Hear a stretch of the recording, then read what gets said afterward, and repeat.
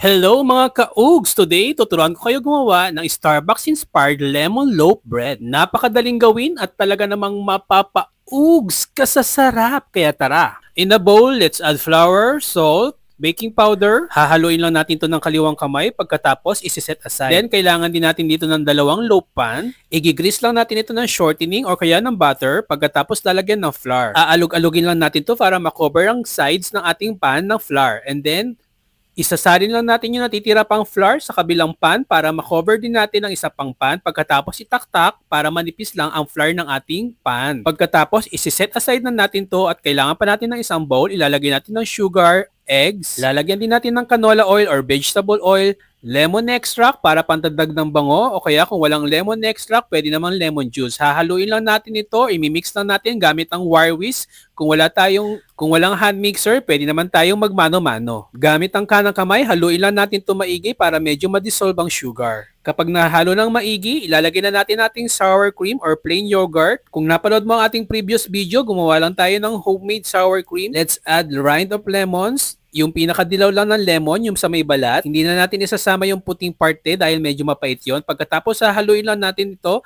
at isi-sift in na natin ang dry ingredients. After ma-sift in ng dry ingredients, syempre hahaluin ulit natin ang ating mixture. Kapag wala ng trace of flour, itigil lang ang paghalo para maiwasan ng overmixing ng ating mixture. O ayan, diba? Sanay na sanay maghalo, magmano-mano. At ayan na nga, ganyan kalapot ang hinahanap natin sa ating mixture. Pagkatapos, isasalin na natin ito sa baking pan.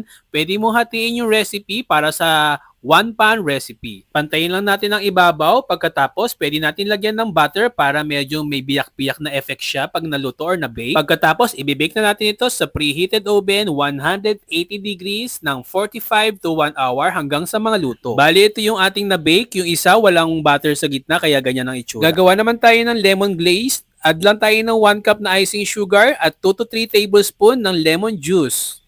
Hahaluin mo lang ito ng kanang kamay hanggang sa ma-incorporate ang icing sugar sa lemon juice at magiging ganyan kalapot. O diba, puting-puti. At ready na nating ibuhos sa ating lemon loaf. Ayan, napakasarap. Igiglaze lang natin ang ating lemon loaf para magandang tignan. Pagkatapos, maya-maya, matutuyo na yan at magiging maganda at bonggang-bongga. After a few minutes, matutuyo na yung ating glaze at pwede na siyang iserve pang merienda at syempre pwedeng pang negosyo. Kaya ano pang iniintay mo? Tikman na natin ang napakasarap na lemon loaf. At nasarapan talaga sila kaya nagluto pa ako ng mas marami at mas maganda. Mag-follow lang para sa marami pang tips at recipe na talagang mapapa-ugs ka sa sarap.